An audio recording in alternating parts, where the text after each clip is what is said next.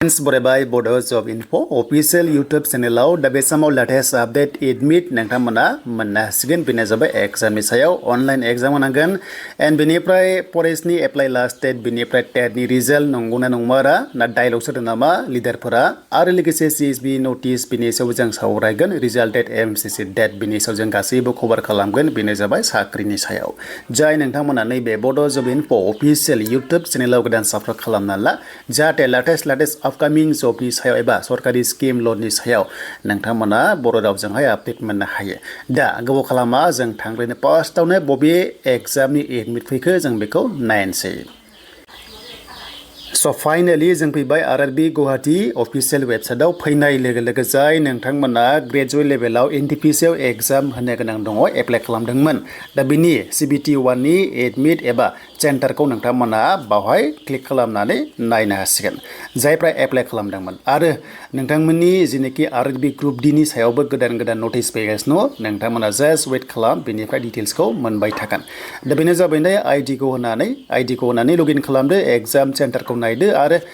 exam सेन्टारखौहाय 10 डेजनि सिगां नायनो हायो बेनिफ्राय एडमिटखौ सानब्रै सिगां डाउनलड खालामनानै नोंथांमोना लानो हागोन बेनो जाबाय आरआरबिनि सायाव थ' बेखौ जों बेयावनो फोजोबबाय आरो जेनाखि ग्रुप डि आन्डार ग्रेजुवेटनि सायावबो नेक्स्टआव गोदान आपडेट फैगासिनो स' दायो जों फैबाय आसाम पुलिसनि सायाव सिमा बुंदों जे कमान्ड' पस्टखौ बारायगोन होननानै थ' बियो फाइनालि बारायबाय जानांगौ सिङाव आरो बेखौ नायोब्ला दा बावैनो गोदान अफिसियेल नटिस फैगोन आरो एप्लाइ डेटखौबो बारायनाय चान्सआ दङ स' गासैबो पस्टआवनो हमना ला ग्रेड 3 जा ग्रेड 4 जा आसाम पुलिसनि आन्डाराव बिनि अनलाइन एप्लाइ डेटआ जोब्बायमोन कारेक्सनाबो जोब्बायमोन आरो फिन खनसेबाव दाबावैनो अफिसियेल नटिस फैनाय चान्सआ दङ आरो पस्टखौ बारायनाय चान्सआबो दङ आरो लोगोसे बैसोखौ बारायनाय चान्सआ दङ कमान्ड' लेभेलावबो दा बेखायनो गोदान एसएलपिआरबिआव थाबैनो अफिसियेल नटिस फैसिगोन बे सप्तायावनो फैनाय चान्सआ दङ आरो लिंकआबो रि एप्लाइ जानाय चान्सआ दंबावो मानोना टाइमा गोबां दङ दानि फिजिकेल टेस्ट जाया जेब्ला गोदान सरकार जागोन अब्लासो फिजिकेल टेस्ट कन्डाक्ट खालामबावगोन बेनो जाबाय आसाम सरकारा दानिया जों थांसै बेनो जाबाय बयबो नेबाय थानाय बिटिसि टेटनि रिजाल्टनि सायाव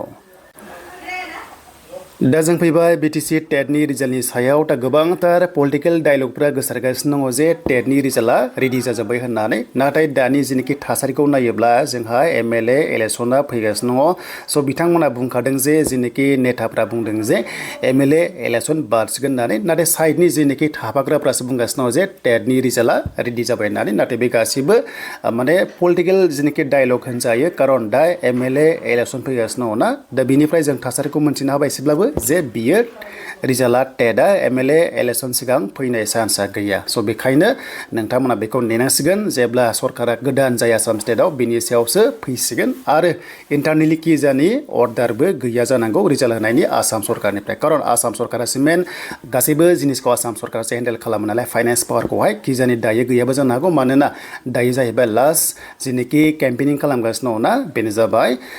आसामनि सिएमआबो जोबोर बिजि आशीर्बाद रिलिज जागासिनो दङ दिनै लास्ट बिथाङा बेनिफ्राय गाबोन लाइभ फैगोन गाबोन लाइभ फैनानै जि बाथ्रा बुङो बेनि सायाव माखासे साख्रिनि बागै नोंथांमोना मोनथिबावगोन किजानि बिथाङा अर्डारखौ होआखै जानांगौ साख्रि होनो मानोना इलेक्सननि सिगां साख्रि होयोबा गोबां बेले बेजे जानायखौ थांनाय बोसोराव बा थांनाय सरकारा नुबोदोंखाय किजानि बेखौबो दानि गोदान सरकारा होथ'वा आरो बेबादिनो बुंखादों होथ'वा होननानै बेखायनो बियो इलेक्सन बारनायनि चान्सआव दंसै बेनो जाबाय टेटनि सायाव नाथाय नैबे टेटआ स' बे टेटआ जाहैबाय 984 पस्टआ दङ जुदि गासैबो जुदि लिगेल मेरिट बेसिस बा बेयाव होनायाव जेबो अबजेक्सन गैया होननानै गोबांथार इउथ्सआ कमेन्ट्सखौ खालामगासिनो दङ अब्लाबो माने रिजाल्ट होयोबा एसे बायदिसिना जायो नालाय थ' बेखायनो बिथांमोना होनो गिदोंबो जानांगौ गभर्नमेन्टआ जाहाथे इलेक्सनाव जेबो प्रब्लेम जायै बायदि दानिया जों थांसै बेनो जाबाय सिएसबि नाथाय नैबे सिएसबिजों नैबे एडुकेसन डिपार्टमेन्टजों जेबो लिंक गैया बे जाबाय एक्सट्रा एडुकेसन डिपार्टमेन्टआ साख्रिखौ होयो दानिया जों फैबाय सिएसबिआव आरो सिएसबिआव फैनाय लोगो लोगो जों ससियेल मिडियायाव गोबांथार मेम्बार्स एड जानायखौ जों नुनो मोन्दों गासै 11 जन मेम्बार्सखौ एड खालामनायखौ जों नुनो मोन्दों बेखायनो जों बेखौ नायग्रोबावनोसै सोर मोनखो आरो मा हारिनि मोनखो जों बेखौबो नायबावग्रोनोसै दा बे जाबाय CSB निफ्राय मोनसे नटिस एक्चुअली बेखौहाय फेसबुक पेजफोराव गोबांथार मोनदों आङो आरो गोबांथार नोंथांमोनाबो मोनदों जानांगौ दा गोदानै मेम्बार थिसनबावबाय बेनो जाबाय एड्रेस दङ आरो बबे कास्टनिफ्राय मोनदों नोंथांमोना नाय राजबंशी दङ राभा दङ बेंगलि दङ एसामिस दङ गरखा दङ मुस्लिम दङ गार' दङ आरो बर' दङ प्लास सरनिया कसारि दङ थ' बावहाय नोंथांमोना मोननो हादों देन बेनिफ्राय टि ट्राइब बावहाय गैयागोन आं एक्चुअली नुनो मोनासै दा बिथांमोनाबो गोबां डिमान्ड खालामगासिनो दङ आइ हप दा बावैनो गोदान नटिसबो ओंखारफिननो हागौ टि ट्राइबनिफ्राय आरो बावहाय नायोब्ला गासै 11 जन मोनबावबाय थांनाय बाराव बेसेबां दंमोन आं गोसोआव गैला दा 20 प्लास जाबाय बेखौ नोंथांमोना एसेबाबो मिन्थिगौ स' बिथांमोना दासान्दि मेम्बार थिसनगासिनो दङ अब्ला जोंनि ग्रेड 3 आरो लोगोसे ग्रेड 4 रिजाल्टआ दायो फैनाय चान्सआ गैथ'वा जों बेखौ डाइरेक्टलि हमनो हाबाय माने इलेक्सन सिगां टटेलि बन्द आरो बे रिजाल्टखौ होनो हानाय नंला दासान्दि मेम्बार थिसननायावसो मुखुब जागासिनो दङ स' गोबां हारियानो माने डिमान्ड खालामगासिनो दङ CSB मेम्बार थानो बे हिसाबै गोदान नटिसखौ जों दायो नुनो मोनगासिनो दङ नाथाय बेनि टार्म्सआ अनलि 1 इयार जुदि नांगौ जायोब्ला उनावहाय एक्सटेन्ड खालामगोन बे बाथ्राखौ लिरनाय दङ स' बेखौ नायोब्ला 1 इयारनि गेजेराव एपइन्टमेन्ट लेटारखौहाय होथारनांगोन बे टाइपनि बावहाय दङ आरो दा जियानो जों बेखौ मोनथिबाय दानिया जों थांफिनसै CSB आव स' दायो जों फैबाय CSB आव नोंथांमोनाथ' मिथिखाबायना CSB नि गोदान मेम्बार्स खालामगासिनो होननानै एड जाबाय थादों दा गोबांथार पेन्डिं थानाय साख्रिखौ गोबांथार इयुथ्सआ आसा खालामदोंमोन गोदान सरकारखौ जेनोखि थांनाय बारनि सरकारा ग्रेड 3 आरो ग्रेड 4 खौ आरो टेटखौ होनो हायैखौ गोदान सरकारा होगोन होननानै गोबांथार कमेन्ट्स आरो कुइसन जादोंमोन नाथाय टटेलि दायो गोदान सरकाराबो दासिमनि गेजेराव होनो हाथ'वासै मानोना दासान्दि बिथांमोना गोबां बिजि बेनो जाबाय जेनोखि इलेक्सन फैगासिनो दङ ना आसाम बिधान सभा दा बावसो गोबांथार गोसो होदों दा बेखायनो टेटनि रिजाल्टआ आसा गैया आरो ग्रेड 3 आरो ग्रेड 4 आथ' टटेलि इलेक्सन सिगां फैनाय चान्स गैला जेनोखि थासारिखौ नुनो मोनदों नाथाय गोबांथार ससियेल मिडियायाव खायसे जेनोखि पार्टिजों लोब्बा गोनांफ्रा बुंदों जे 1600 पस्टआ फैगोन होननानै नाथाय बे एसेबां नंगौ नङा मानोना गोबांथार दासान्दियाव पलिटिकेल डायलगबो जायो नालाय मानो होनोबा थांनाय बारनि ग्रेड 3 आरो ग्रेड 4 आनो हमना ला 1500नि खाथियाव पस्टआ माने पेन्डिं जाना दं होनजायो जेरै हमना ला एग्जाम्पल 460 दंखायो बेनो जाहैबाय ग्रेड 4 लेभेलाव बेनिफ्राय 372 बे जाबाय ग्रेड 3 लेभेलाव डिग्री लेभेलाव बेनिफ्राय 368 हमना ला जास्ट लामसाम बे जाबाय ग्रेड 3 लेभेल एचएस लेभेलाव बेबायदि टाइपनि प्लास टेटनि 984 पस्टआ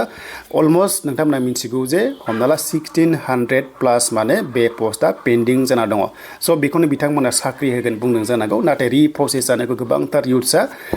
रिक्वेस्ट खालामदों आरो आसा खालामदों गोदान सरकारखौ जाहाथे जेनोखि थांनाय सरकारा होनो हायैखौ जाहाथे दानि गोदान सरकारा होयो बेनो जाबाय ग्रेड 3 आरो लोगोसे ग्रेड 4 आरो टेटखौ आरो दा बे टाइपनि दा नायनोसै नेक्स्ट लेभेलाव माबायदि साख्रि होयो एबा माबायदि साख्रि मोननो हायो नोंथांमोना गासैबो लारि डिटेल्सखौ मोनला दा गासैबो डिटेल्सखौ लारि मोनलांबाय थागोन आरो BTC फरेस्टनि apply date last date 15 March बारा गोबाव गैला